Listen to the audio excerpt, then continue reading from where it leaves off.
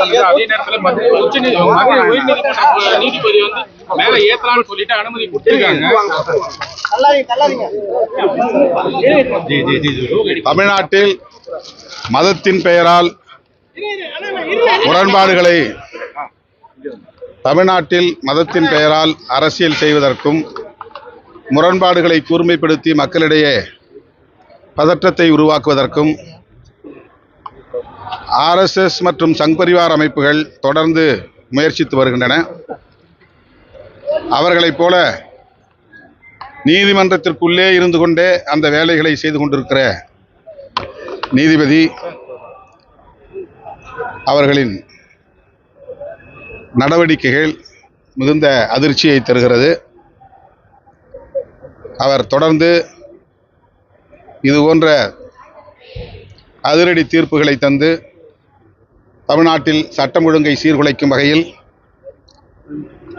ஒரு கேடான சூழலை உருவாக்கி வருவது கவலை அளிக்கிறது. தமிழ்நாடு காவல்துறைக்கும் மத்திய காவல் படையினருக்கும் இடையில் ஒரு மோதலை உண்டு பண்ணக்கூடிய வகையில் மதுரை உயர்நீதிமன்ற கிளை நீதிபதியின் தீர்ப்பு அமைந்திருக்கிறது. இது மிகவும் வேதனைக்குரியது. அவர் அந்த பதவியிலே தொடர்வதற்கு நீடிப்பதற்கு தகுதியுள்ளவர்தானா என்கிற கேள்வி எழுகிறது.